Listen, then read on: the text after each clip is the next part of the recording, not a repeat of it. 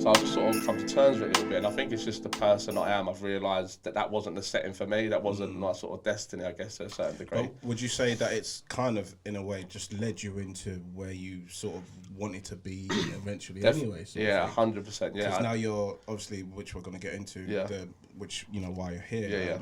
And for me, mental health in men, with men, young men, however you want to put it, is a huge thing. Yeah. So it's led you into that, would you say?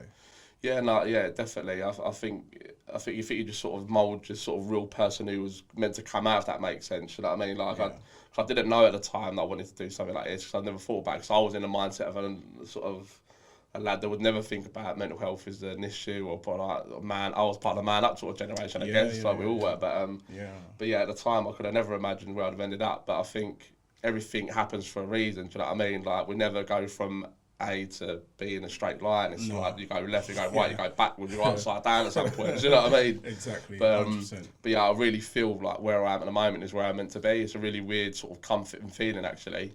And I feel really positive about life at the moment and everything that's been going on and stuff like that. But at the time, it's really difficult to see. And I think any young person that's listening to this, if something's not going your way, then I think it's really important just to persevere and build on that resilience, to say, all right, that didn't work, how else can I get to that? Do you know what I mean? I might have to go a little bit this side around and maybe do another qualification or do something else to get to my end goal, rather than say, all right, I didn't get here, let's give up now. So I think definitely it's led me to where I'm now.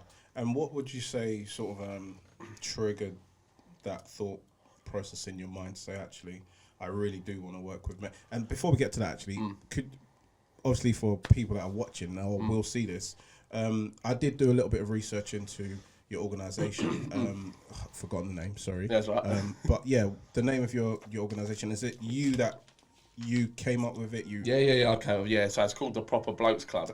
Sorry. So I started it, it's been 2 years in September. I started that off the back of COVID, similar to a lot of people, started off little projects that we're doing and stuff like that. But if I rewind it a few years prior to that, it all sort of stemmed from issues I had with access to my children and stuff like that, which was really difficult. But at the time, I didn't really register how difficult it was. I was still part of that, bottle up my emotions, put it at the back, do you know what I mean? But in reality, it got to a point of where I was going into work and I was there physically, but spiritually, mentally, I was like just nowhere. Do you know what I mean? So I ended up losing work, getting to financial, but it was just a nightmare, and it just piled on top of me a little bit. And then I always found one of the lucky ones, because once that happened, it got to a point where I reached out to the NHS to get a bit of support, which is always the right thing I'll tell anybody to do, is when you feel in that moment, they've got some great people there to help you and stuff like that. So I've done some counselling and things with them. Which was, I thought, look, I'm going to go one time, because once I applied to do it, I'd done the registration form, the self-referral, and I thought to myself, right, I'm going to talk myself out of this now for the next 10 days or whatever it is, but I kept like just trying to be positive, say, look, Scott, if it's rubbish, you don't like it, you could, I mean, no one's locking you in a cell, you can get up and walk out. And I had some CBT therapy for, I think it was about 10 weeks, I think it was 10 sessions. CBT, could you elaborate? Cognitive behavioural therapy, I think that's the right word. It's just like sort of retraining your brain a little bit, do you know what I mean? Just and they give you sort of tasks to do. So to help like rewire. I guess so. Just sort of get things to making you feel a little bit better about yourself and stuff like that, really. And I was diagnosed with low mood, which I guess is a form of depression, but not a severe one where they give medication to it and stuff like that. Which is what I was going to ask. Obviously, depression obviously comes into this at some stage. Anxiety as well. Massively. That stuff. No, definitely. And that all stemmed from obviously what was happening. It all just came together. Obviously, not seeing the kids, the money problems, the jobs, and it was just like, and obviously lost in terms of work. What do I want to do now? Like, 'cause when I lost my work, I thought, like, do I want to go back to the bottom of somewhere and things like that? So it was all just compiled up. But what I took from the CBT therapy stuff wasn't the actual homework they gave you, I guess, to a certain degree, but it was more just talking to someone I didn't know. Right. And that no judgment. That was the most important thing, because once, because if you don't feel it, do you know what I mean? They say you could just walk away. I'm never going to see that person again. Do you know what I mean? It'd be very unlikely anyway. Don't mix in my social circles or not of family or friends. So, and obviously once I'd done that, I needed, because you finished it after 10 weeks, and this is one of the issues with it, but it's very difficult because NHS are very overstretched and they can't give you unlimited services. Right, so once you've done your 10 sessions, it's like, there you go, back out into the wild now. And it's like, right, sweet. But if you take on board everything you've been given, you can probably sort of work out a way to manage it a little bit. But then they send you to your local GP where you could do sort of weekly sessions with a counsellor there. Okay. But with any sort of counselling, I think myself and what I spoke to other people about is having that personal relationship with that person. I mean, you have to get on with them because you're not going to say anything to them if you don't get on with them, you don't like them. So I've done about 2 sessions with my GP one, and I said, no, this ain't for me no more. So I came out because I didn't have the sort of like the vibe with the person, nothing like that. So I wasn't going to open up to them, and I'll just sort of go backwards. So I needed to try and find a way to manage how I felt daily, and obviously exercise is massive. It's proven to make you feel better about yourself and stuff like that. So like the NHS say, go out for half an hour a day or something, an hour, 15 minutes a day, do some sort of exercise. You know what I mean, to release those endorphins that make you feel good and things like that. And that's what I've done. I just started walking loads, like, cause I wanted to try and find this exercise that I enjoyed. You know what I mean, I hadn't played football in ages and things like that, and I didn't really go gym when I feel like that. So I thought walking was the one for me, and it's the biggest underrated exercise going. It's just if you've got time to do it. If you've got time, it's amazing because you're practicing that mindfulness. You're in the moment. You know what I mean? You can really think and focus at the time. So is that like breath, walking with music on, or just walking? No, sometimes I was just walking, mate. I was just walking. I was just like walking along like the river or something like that, and just taking it in. Do you know what I mean? And just being really with it. But you could do it with a podcast, bit of music, whatever you want to do. It's needed. I mean, sorry to cut you off. I think it must have been about 7 years ago, maybe longer actually, when I was at my lowest as well, and I ended up just driving all the way to Bournemouth, so like a 3-hour drive. Yeah.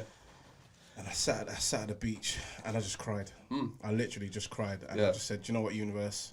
I'm just gonna let it all go here, and whatever happens after this, it's meant to be. But obviously, we all have our different ways of dealing with things, isn't it? And you know, obviously, I commend you taking that step to even go to the NHS.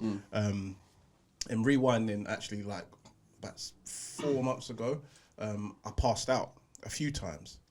And it was down to anxiety, down to stress, you know, all of these things. And like you said, we come from an era where we're men, innit? And we don't talk, or we don't have people in our lives to actually help to offload. Yeah. So I was carrying all of these things, and it wasn't until I spoke to, you know, someone at work and said, listen, you know, refer you to some NHS and whatnot. So I did a little bit of that myself as well, and it's just so important. Yeah, so important. Yeah, no, it's amazing the work they do for people, and obviously you actually taking that step to go and do it is amazing, because as you said, like, there's only so much baggage we can hold before we just it's just sort of like a teapot, just like going, just exploding, isn't it? Like, it can only go on for so long. And so top quality for you for going out and getting it as well. Do you know what I mean? Because obviously people that listen might not have even known that you've been through it, and you might have inspired someone to say, oh, right, I don't feel a little bit right, and it is all right to get support. Yeah. I mean, the biggest misconception is if you talk makes you weaker. It's rubbish. It's the biggest. It makes you even more powerful than you can ever imagine. Because if you release that, I don't care what you think about me, then you're indestructible, really. Isn't you? Do you know what I mean? Because 100%. Because now I've got to a point in my life now where if we're not on the same wavelength, then I have to just distance myself from you, because if I want to be up here, I can't have someone that wants to float about here all the time trying to drag me down and just have a real negative vibe about me. I want to be surrounded by people with energy. That's it. Positive energy. That's the only way to be, I think. Yeah. And people need to look within their friendship circle and say, look, I've got like 300 really close friends. Probably not. Do you know what I mean? Like, I'm like just like, you know what I mean? There's probably a couple in there that are sweet, and the rest are just sort of like. I mean, this is the thing. This is what leads into mental health, Scott. Do you know what I mean? 300 friends. It's like, who's got exaggeration? But in primary school, I might have 299. No, you're not exaggerating, but it's like, you know, and unfortunately, this is the world that we live in now, where obviously social media, etc., etc. I don't want to get into all of that stuff, but you know, I can see firsthand how people are struggling mentally because of things like this. But what I was going to ask is, what led you to say, okay, I'm going to put together the name of it. I'm so sorry. Proper Blokes Club. The Proper Blokes Club. Yeah. So men. Obviously, this is it's for men. Yeah, no, yeah. So so it came off through lockdown because like it was a few years before lockdown that I'd done the CBT therapy, and I sort of found ways to sort of manage my mental health, I guess, to a certain degree on a daily. Yeah. And I thought I've got so much time on my hands now. This is the time to strike with it. And it wasn't a case of where I thought it was going to be a business or a charity, or I was going to help the amount of people it has done so far. Yeah. It was a case where I thought, let me start one up in my local area and just see how it goes. But prior to that, it was very much a personal blog because we couldn't meet anybody. So I was just doing walk and talk videos in my sort of favourite spots, I guess, and just talking about stuff that I've been through. Was this like on Instagram? Yeah, Facebook mainly. We're on all sort of social media now, but it was mainly Facebook at the beginning. Yeah. And wow, so you properly put yourself out. Yeah, I just thought, look, the worst case that happens is I'll just get loads of abuse, I'll delete it. Do you know what I mean? Like, because I didn't know how people were going to react, but it was an amazing response, and I was just walking and talking about my things that I've been through. I'm very passionate about, obviously, sort of like the fathers and seeing their kids and stuff like this and whatnot, because that is what I've been through. But since starting the group, I've seen every issue that known to man. I think it's been crazy. But yeah, so I started it like that, and then we just got some really good really good feedback, and there's a lot of people that are into it, and then we had a gap in lockdowns where they said we could start meeting people again. And I thought, right, this is the time to strike. So we've got a little following on Facebook, and I thought I'd put it out to the local community group and said, look, you've been following me for a while, this is what I'm doing, does anyone will come down and we'll do a walk and talk together, we'll start a little group. Right. And in my head at the time, I thought, right, we're going to get loads of lads down here now, it's going to be ridiculous, like, it's going to be quality. I turned out, the one lad turned up. Yeah. And I thought to myself, like, I was a bit disheartened at the beginning because I thought, one lad, I bigged it up so much, I thought it was going to be loads of people. And I ended up spending about 7 hours with this geezer because we both needed it. We both needed it so much. Like, we've done the walk, which is now sort of like the official walk we do for Southwark. Okay, and, so you got an actual route. So we've got the routes we do now. But awesome. But yeah, no, and we just both needed it. And it was amazing, and it didn't matter if there was 2 people or 500, because I wouldn't have let go of this fella because we were so deep in conversation, and he was so inspiring, his story, and things like that. And then we took a picture at the end, and obviously we would like to be very visual because we don't want anyone hiding, saying, all right, I want to come support this, but I don't want people to see my face because it just sort of doesn't defeats the object, So we posted a picture out and said, look, we went out and done this walk. We're going to do it next Thursday now at 6 o'clock, meeting at HMS Belfast. Yeah. And then 2 new lads came. And then the week after, another 2, and then another 2. And it just kept on growing and growing and growing. And it's went from 1 lad to now, fast forward 2 years later, we've got sort of over 200 lads within 6 groups with running. We sort of have around about 60 lads on average a week that turn up, because not everyone turn up every week. Yeah. Throughout all the 6 areas that we're in. And it's so just strength to strength. Do you, out of the 200, obviously when you meet up, all come from different places, do you all meet up at this one spot, or do you have different spots now? No, we have different spots now, because the idea, because the vision changed of what we wanted to do. So it started off me just wanted to meet a couple of local lads that wanted to sort of like start a little walking group, and eventually it would have died out, we'd have got other jobs and done whatever. So now it's gone to the point where we want to walk in every London borough. That's the key. That's the first aim over the next sort of like 2 to 4 years, and then sort of expand it out of London to other major cities in the UK and stuff. So at the moment we've got obviously one in Southwark, Sutton, Wallerton, Finchley, Woolwich, Greenwich. What else was in? No, that's about it. And do you have people like helping you, like micromanage sort of? Yeah. We've got so in each walk we have sort of lads that I call walk leaders. So they lead the walks because basically they're there because they want to be there for themselves anyway. Yeah. But they believe in the vision and what I want from the group, so I know I can trust them with it. So usually about 2 or 3 lads on each of the walks, probably even more actually. Wow. That I know that they're going to meet and greet new lads that come and stuff. This is dope, man. This is proper inspiration. Yeah, right? and really dope. And it allows It was only when we started the Southwark one, I sort of said, right, let's expand it now. I got a bit excited and said, let's do 2 new areas. So we've done Greenwich and Wallerton, because that's where my ex-partner used to live, so I thought 2 for 1, I'll see her and I'll do the walk as well. So we've done 2 extra walks. And straight away on both walks, I think we had about 25 lads on each of the walks straight away, instantly, really? Like they came down. And obviously then bomb was straight in. And then from there we started all the other walks, and then we just... I have to come on one of these walks. No, please do, mate. Please do. That is so dope. And then this leads us up to this point here. Obviously, a lot of things have happened in between that to make it happen, but yeah, it's grown at a good pace, and yeah, so it's been an amazing journey Who, so far. who has been like supporting or helping you sort of, I say promote, but just who's been backing you? Who's bigged you up along the way? Well, in terms of the lads that attend, Not even the guys. Just I mean, any other sort of organisations, any shout outs from the community. So look, the boroughs. What I'm finding is I'm trying to get links with these professional organisations and the councils and other people, and then we seem to get sort of like retweets and shares and stuff like that, and we're because now we've become official. Like the last, when was it? It was about 3 weeks ago, and then we officially registered as a company, as a community interest company now, actively looking for funding so I can pursue this full time. Yeah. So I can actually really make a positive impact everywhere. Do you know what I mean? Because I'm doing this behind a part-time job. And obviously, what I'm doing is more hours than I'm actually doing in my paid work. Do you know what I mean? But I love it. It doesn't bother me. I'm in the middle of that transition at the moment. So now we've become legit. I'm finding more sort of organisations becoming a bit more interested in getting involved. Because beforehand, we were just sort of a bit like not like a rogue project, I guess. You know what I mean? We were just a project that I started, and it was sort of unregulated a little bit. Do you know what I mean? And I think if anything went wrong anywhere, you don't want to be attached to it, I guess, to a certain degree. But it's all above board. Everyone was doing the right things and stuff like that. It's a really good, positive group. But I think once you become official and you've got sort of like insurance and things like that aside it, then people are more inclined to get involved. But I've had a few couple of celebrities like sort of retweet our stuff and things like that, and which every time those sort of things happen, it has a knock-on effect in terms of our followers. We get a few more. We get people come to the walks because of that. So I'm really eager for these guys to get more involved and things like that. Like recently, we had a piece in the Guardian, which is the biggest one we've got in the newspaper.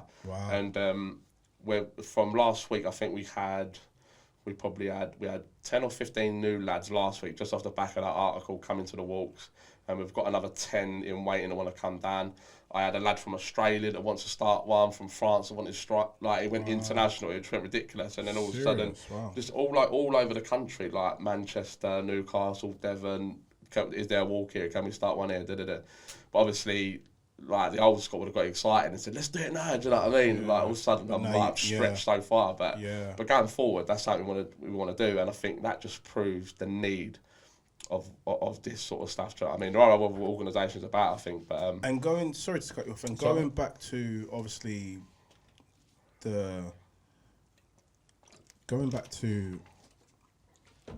men, you've basically found out that bloody hell, like loads of men need to talk and need outlets. Yeah. Do you know what I mean? So that must be, you know, comforting for you as well. Obviously, I know it is for me, because obviously as a man, you know, you don't talk. Yeah. We don't talk, or we don't have the spaces to talk sometimes. And you know, with women, not to bash women at all, they're a lot better at just talking and communicating.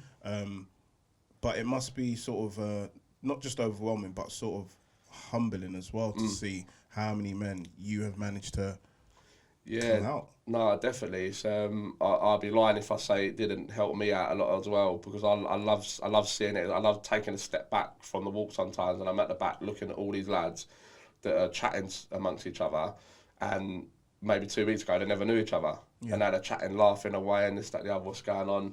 And the good thing about it as well, we're from all walks of life. Do you know what I mean? We've got people that ain't working at the moment to, I don't know, people who are doctors, head teachers, you know what I mean? Like, just, and everything in between. And they're all just got that one thing in common, that they just needed that safe space just to talk. And then all of a sudden you're looking at it thinking, what a shame it would have been if I'd never met you. Do you know what I mean? Like, you're such a top lad, do you know what I mean? I've got so much time, like, when I said to you about surrounding yourself with positive vibes and positive people, I would have never spoke to probably about 90% of the lads that are in these groups. And that's not because I'm looking and thinking, I don't want to talk to you. It's just that our social circles would have never mixed. When am I going to talk to, like, a senior head teacher somewhere, or a doctor or something like that?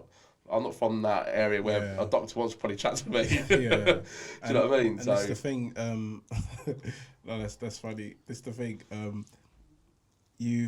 What you've done is you've also, obviously, you must have come across people who are at the edge of, you know, going one way. Do you know what I mean? From suicide to you know, God knows what else sort of thing. And you know, these sort of interventions have obviously been important. Yeah. And safe spaces is something that you mentioned, which is a big thing for me. Like safe space for even like young men, you know, like 14, 15, 16-year-olds. There aren't enough safe spaces, you know, from community centres and youth clubs being shut down. Yeah. Just not enough safe spaces. So it's just amazing, man. Just listening to it, it's dope. Yeah, and the safe space is so important, and what we're doing, we're just sort of like utilising London's beautiful spots that it's got to do it. Do you know what I mean? Like we don't have walks in areas where, or like sort of just on main roads and things like that, where you have to be really ultra vigilant of what's going on around you. Like all our walks are like say along the Thames path or through parks and things like that, because half of the battle is trying to find spaces where you can just be just relax, in the moment and relax. Do you know what I mean? Because you don't want to be chatting to someone about your deepest feelings or whatever's going on, and like I'm doing that, like I'm looking over my shoulders, what's going on. So and London's got so many beautiful spots for it as well. So So have you obviously you started where you started here? Have you managed to get out to any different spaces like Manchester or Bristol, or to just sort of show your face? And I haven't yet. No, I go on my little adventures every now and again where because I do a YouTube channel where I do sort of like sort of journeys out of London, trying to inspire people to just sort of like jump on a train and just go to these places. And like the world and is bigger than your postcode. Do you know what I mean? Yeah. Like even just going 2 hours on a train anywhere, you'll find some of the most beautiful places in the country. Do you know what I mean? So I think it's so important just to have.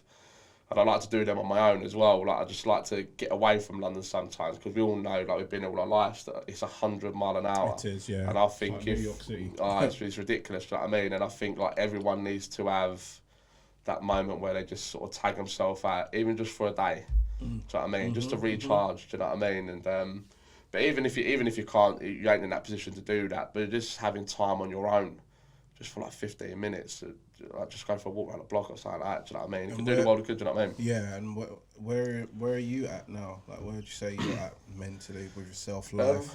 How are things for you since this journey? Yeah, I think I'm a lot better than I was. And I've got, obviously, because within the group you become tighter with people than some. Do you know what I mean? Doesn't mean I wouldn't neglect something. We're all chatting that, but like we start doing stuff outside of the walk. So like we meet up socially outside the walks and things like that.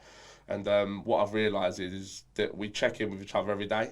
Yeah. So if it's a case of where someone messages me and then I don't reply, I'll get another message later on. And if I'm not replying again, do you know what I mean? I'll get a knock at the door because we're all concerned about each other. Do you know what I mean? Like not in like a crazy way, but I'm going to drag you out, but.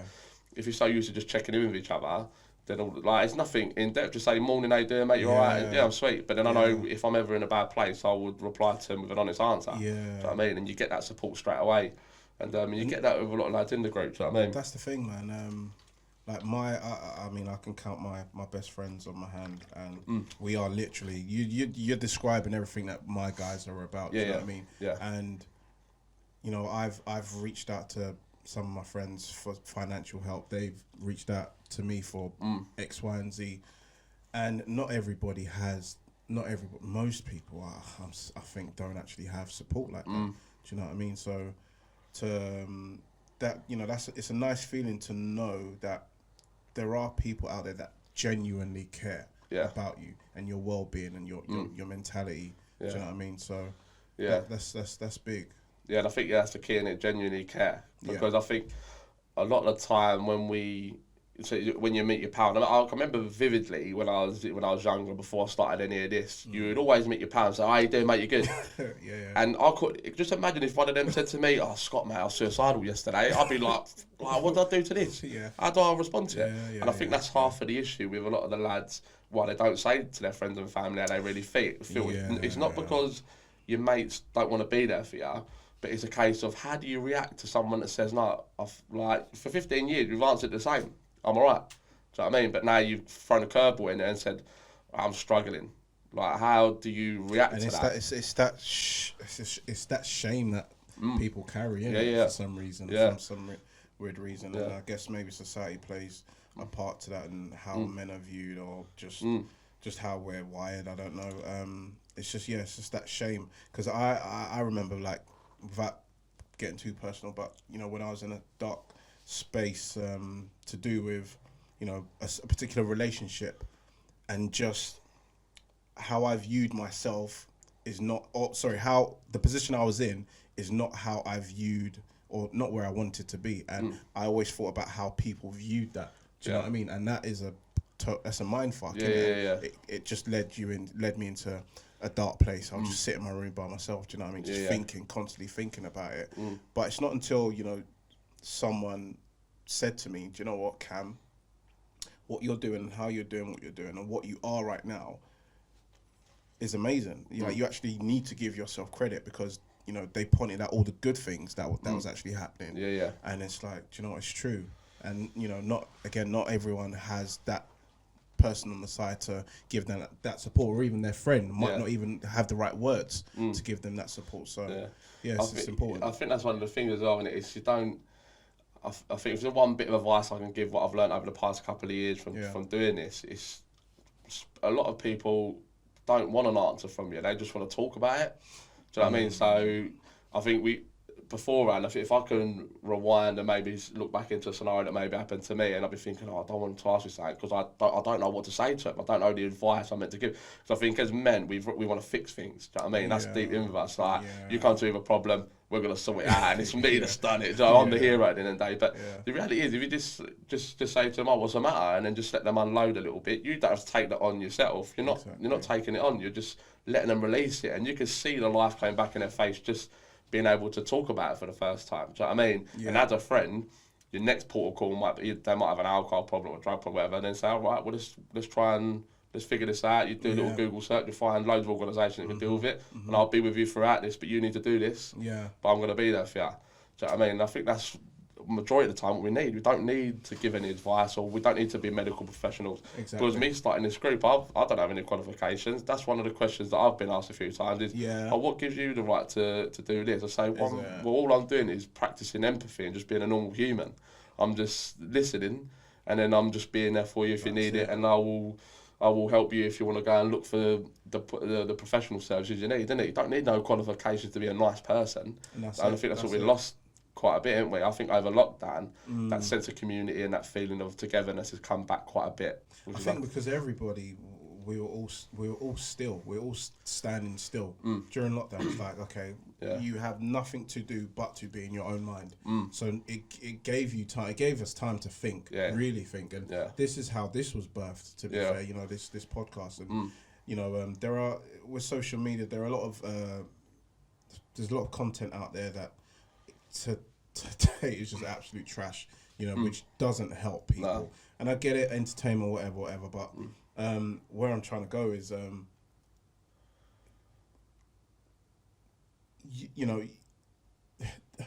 everything is sort of, there's so much going on in life that you sometimes don't have the time to actually do the important things, which is just to talk. Do you know what I mean? Just talk. And like I said, this was birthed from me having a conversation with my partner, and it's like, just talk, because we have so many deep conversations, and it's like, this is what I really want to do. But having important conversations about topics that really, really matter. Do you know what I mean? Just chatting. Do you know what I mean? Just having it's great, the power of a conversation. Do you know what I mean? And you don't have to agree with everything people say. Do you know what I mean? But if you just treat with people respect and stuff like that, it just makes the world go around a little bit smoother, doesn't it? Do you know what I mean? And so was lockdown a big trigger for you? Lockdown was funny. Or should I say the initiative? It gave you the initiative to. Yeah, it gave me the push to start this, because I needed something to fill my time up, because I knew we could go out for a half an hour. I've done 45 minutes sometimes. Don't judge me. Don't tell Boris. So I thought to myself, like, it's just a perfect time to do it, and it takes up some time, and I was really passionate about it at the time. And I thought, well, let's do it, because I'm very much an ideas person. I get excited about things. I think, I've got this idea, let's do it. Do you know what I mean? And sometimes I don't think too much into it. But this is the first thing I think I've ever done on my own, where I've just let it grow organically, and it's just happening so naturally, and it's amazing. And That's the best part. That's the key, isn't it? Because I think when you know, obviously starting your own stuff up, I think if you rush it and push it so hard, you're gonna miss things, ain't you? Do you know what I mean? And because there was no stress of any financial pressure on this, it wasn't my living at the time. It wasn't. It was just meant to be a small project. Obviously, it's grown a lot bigger now, and the sort of objectives has changed and stuff like that. Yeah. But it's happened naturally. Do you know what I mean? I've never felt stressed at any point that, oh, I need to do this, I need to do that, I need to do that. Do you know what I mean? Obviously, there are some bits, once you start as a business, there are some other little bits you need to iron out and learn a little bit, which I'm doing in the moment. I'm going through the process. But I'm enjoying going through the process. I'm learning something new alongside the project that I love doing at the most. Do you know what I mean? And do you have new people obviously reaching out to you and joining all the time now? So that must obviously make you feel good as well. It does, yeah. I think every day I'm getting at least like 2-3 messages from lads reaching out saying I want to join a group or they're appreciating what we're doing and stuff like that. But it's funny enough actually on the social media page, especially Facebook, where we do most of our sort of business, I guess. I mean, where we get the people in and where we really sort of advertise it and push it. I'd say probably about 80% of the engagement is from women. Really? So it's amazing to think because a lot of. So Facebook. Sorry to change subject. So Facebook is really still big because my last podcast, I was telling the person sitting opposite me, I was like, "Oh, social media, when it first came out, or Facebook when it first came out, it's just dangerous because it's just a dangerous place to be, because it just whatever in it." But is it so Facebook's the place to be? That's that's for me that I reckon Facebook is the place where I get the most people. Right. And that's where we get our most engagement from. It's funny because we're very visual in what we do, so pictures and videos and things like that. You'd have thought Instagram would have been the more sort of live area that we'd be doing stuff, but that's quite low, if that makes sense. But Facebook's the one we were getting people from. Awesome. And obviously going back to obviously the women thing, I think a lot of have men indoors, their partners, their brothers, their dads and that, and they know they're going through stuff and they're actively trying to push them. And I can see it visually in my head what happens. Wow. They show them a picture of our group every week and say, "You ain't on it yet. You ain't on it yet." And eventually they just wear the old man down and he's like, "Oh, right, I'll go out and do it." And then they stay. It's the hardest thing is to get them to come out and walk because there's still this weird misconception I think people have about the group. And I think it's massively to do with the word mental health. I think they think that we all walk down the street holding hands and like I'll pass you a ball and you talk first or whatever it is, which works for some people in a different setting, but this isn't what we do. We're trying to reach those lads that really don't want to get involved in something like this, but they could really do with it. Do you know what I mean? Yeah. And when people do come, we always do the same thing. I never thought it'd be like this. And I say it at the title, it's just a walk and a talk. That's all it is. I'll show you videos, I'll show you pictures, and there's not much more I could do than that. So we're still reaching so many people, and I think there's still a lot of lads out, especially in the local area, like the areas that we're doing in, that could do with it, but they're still fighting that. All right, I'm going to go tonight, and then eventually they talk themselves out of it. Right, you know what I mean? Because of that mental health title. And the reason is, I think a lot of people still say, right, mental health, the first thing that comes in their head is during some sort of straitjacket being taken away. I mean, there's a massive spectrum of it. There's that end of it, which we don't deal with because we just can't cater for that. We're dealing with this end. You've had a rubbish day at work. You're having, like, your home's not happy at the moment. Like or money problems. There's like a spectrum. Exactly, you got high functioning, you got... Exactly. Yeah. So it's about trying... It's odd because you're trying to break down that stigma of mental health and men's mental health in particular, but it's still really hard to break it down because a lot of lads that we're trying to reach, they self-medicate. They go down the pub with their mates, they have 6-7 pints of Stella, they're all right for the night, and they go back to work tomorrow, they hate it, and then they go back, they go miserable to their missus, their kids are not nice too, and it's just a negative effect just throughout the whole family home. Yeah. Do you know what I mean? And do you have like a different, obviously different age groups from people, like young men to... we've got a mix. I think the youngest we've got is I think the youngest we've had is probably about 18, 19. We've got a lad up, and we've got lads up to 85, and everyone in between.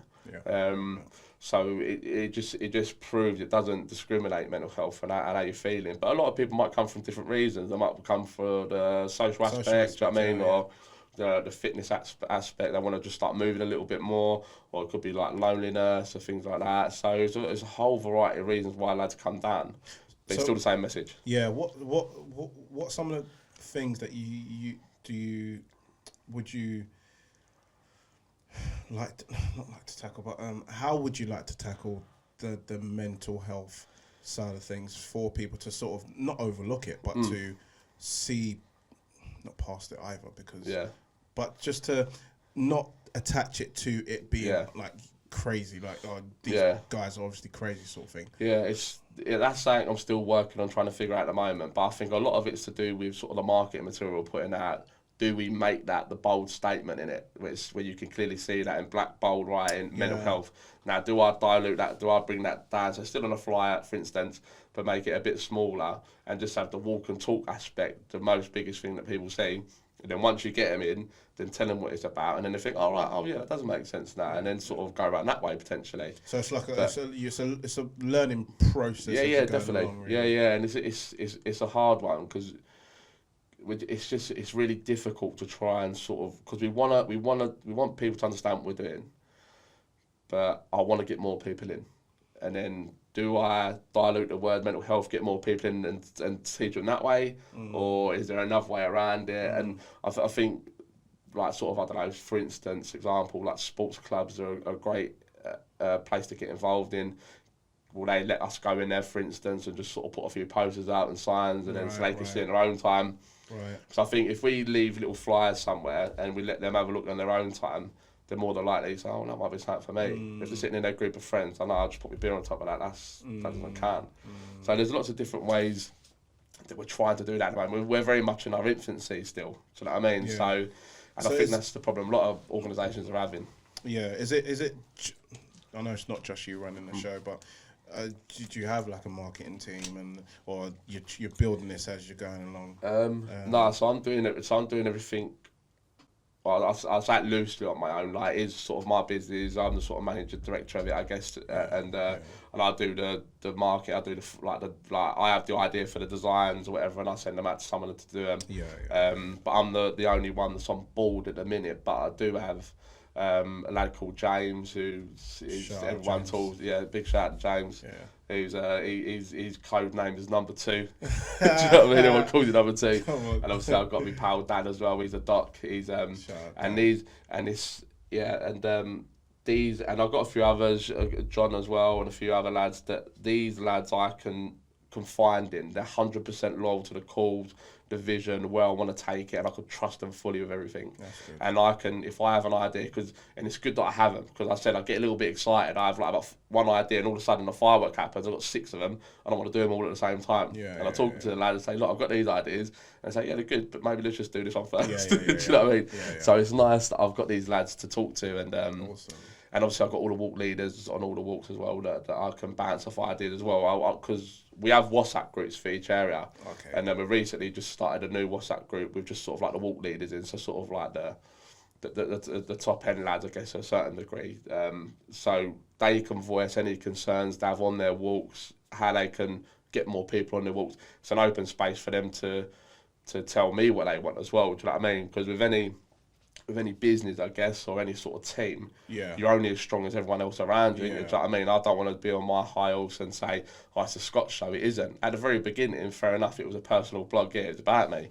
But now it's shifted over massively to not only my journey that I'm going through, but now it's more to do what everyone else is doing and the amazing stories that are lads that are coming through it. Do you know what I mean? Because it's like if anyone has a business or a chat or whatever it is, and you're selling something, you're saying, all right, this is the greatest thing ever. Do you know what I mean? I'm going to say that. It's my baby, innit? Do you know what I mean? But now if I've got 50 other lads from all different walks of life saying it's not too bad, you're more than likely to get involved in it. Exactly. It's sort of like the people telling you, innit? It brings me on to Dave, artist, a UK artist. His album, name it, We're All Alone in This Together. That's the name of his album. And that, like, has stuck with me, because it's like, at first you're going through it by yourself, and like you said, your own personal blog, but then you realise actually there's so many people, so now you're all together. And I was also going to say, you know, where our lives aren't just our own, you know, we obviously have our own lives, but we're sort of bound to others as well. Do you know what I mean? And that's the biggest thing for me in life, just realising that not just as much as we go through our own individual things, but just collectively as a community, how important it is to be together and to actually support each other. And, you know, you know, listening to you talk and whatnot, it's weird. I can just picture everything that you're saying. I can just see the guys walking down Bristol. I can see the guys walking down Southwark or whatever. And it's like, we need more of this in life. Do you know what I mean? You know, because we have our jobs, we have our kids, we have our money situations, whatever. But how many times do we get together to not just go down to the pub and have a drink and have a laugh, but to actually just let loose, just talk and just, like you said, be in the moment to actually enjoy existing. Yeah. Do you know what I mean? Because we didn't ask to get put in this universe, but we go through so many different things that sometimes, you know, some people want to leave. Do you know what I mean? So how can we make, you know, existing purposeful and enjoyable? And, you know, with what you're doing, man, it's just really, really cool. No, really definitely, cool. Mate. Yeah, one of the other big things as well is that the support of the local communities in where we do it has always been amazing. Right. There's always, it doesn't matter what I'm doing. Do you know what I mean? You could be giving out £1 million to everyone in the borough. You still have someone saying, "Where's that money coming from?" Do you know what I mean? You'd be like, "Just take it and shut up." Do you know what I mean? There's always be someone that wants to try and knock you down a few pegs, because obviously what's going on in their life probably isn't the way they want to do it and stuff like that. But I would say the vast majority of people have been so supportive of it, and that could be other community groups, that could be just the local shopkeeper or something like that, or whatever it may be, or the local councillor or whatever it may be. We've had nothing but positive feedback from so many people. Now it's just about trying to get them people with influence within those areas to pull their finger a little bit and say, "Look, this is something we need to get behind a little bit more here." And it's not a case of us saying, "Look, let's open your wallet to start giving money to it." I'm saying, let's just support it, retweet the life out of it, go and tell people what's going on and stuff like that, and just reach more of those lads that we need to come down. That's the thing, Scott. It's like I really do want you to be a success, what you're doing to be a success, and I already know by what you've said, I know it's going to be a real success. I appreciate it. And like just wanting people to really, really care about things that really, really matter. Do you know what I mean? So what's your message like? Because I always ask my guests, like, what's your message in it to the world or to people in general? So it's basically our sort of mission statement, I guess, to a certain degree, which is very simple and straight to the point. But it's, if you need support, if you get to that point where you look in the mirror and you say, "This ain't right no more," and reach out straight away. The NHS is amazing. They're there to support anyone in need. Obviously, you've got people like the Samaritans as well that you can call 24 hours a day. You've got lots of different support organisations professionally that can help you with any needs you have. Do you know what I mean? Straight away. And what I like to think that we do, we just complement those services in the sense of, you could be going to your counselling session on a Monday, but you've got 4 walks you can come to the other 4 days, so you can constantly have that sort of replicated scenario, but just a different way. Do you know what I mean? So you're never in a space where you're alone. Do you know what I mean? That's probably the biggest message. You are never alone. Do you know what I mean? I remember my times I thought, no one's going through this. No one's going through this. There's no one else that's not seeing their kids at the moment. Out of the 200 lads we've got, probably 50% have been through the same I've been through. Do you know what I mean? It's a lot bigger problem than anyone would have thought. Do you know what I mean? But yeah, you're never alone through your issues and what you're going through. Do you know what I mean? There's always people there that want to talk to you and support you. Do you know what I mean? And if you can't have that with your closest and dearest, then reach out to someone like us, or obviously if it's more in depth, go to the professional services, because there's always someone at the end of a text message, an email, a social media post, or whatever it may be. That's strong. And you don't have to answer this if you don't want to. And has this helped your situation, not just with yourself, but obviously with the family, the children, the kids? Yeah, no, massively. No, I've got I've got, as I said to you earlier, I've got 3 beautiful girls and that, 2 that I'm seeing, 1 that I still ain't, and for whatever reasons that may be. But it's just, I mean, it's an horrible scenario. I guarantee there's probably a couple of listeners who got to this that's been through the same scenario. But I just sort of hold the faith that eventually everything will be right. Do you know what I mean? And I don't hate anyone for what's going on. It's just, it wastes my time to do that. So I'd rather just focus on the positives at the moment. I'm doing the best I can do for my other 2 girls at the moment. and I'm doing the best I can do to help all the lads that come down to the walks and stuff like that. So. And that's the thing with life, isn't it, Scott? It's never perfect. It's never going to be perfect as well. No. And, you know, obviously trying to make it perfect, or things that aren't going right in your life that are a constant like struggle or battle can always lead, you know, someone to a negative space, you know. And it's hard when you're on your own doing it. The mind is a dangerous place to be to live in, you know what I mean? So when you're by yourself in your mind, like you just said, like, and you do get to that point, I always urge people, try your best, try and reach out, you know what I mean? So this has been like a powerful conversation, and I know I'm going to have you here again. Yeah, definitely. Probably. Well, I'll definitely be able to bring maybe a couple of lads next time. Like, they're always happy to talk now. 100%. Finally, 100%, man. It's been a real pleasure. Yeah, definitely, mate. I don't just say like when I say I'm proud of people, I don't mean it in a demeaning sort of way. Like even like when STS, Matthew and Chris were here, like I'm proud because I'm talking to people that care about other people, themselves as well, obviously. But I'm proud because there are people that care about people in it. So it's just amazing what you're doing, and however I can support in whatever way, I'll do my best. So yeah, it's been a pleasure, man. Been a real pleasure. Thanks for having me, mate. I really appreciate it.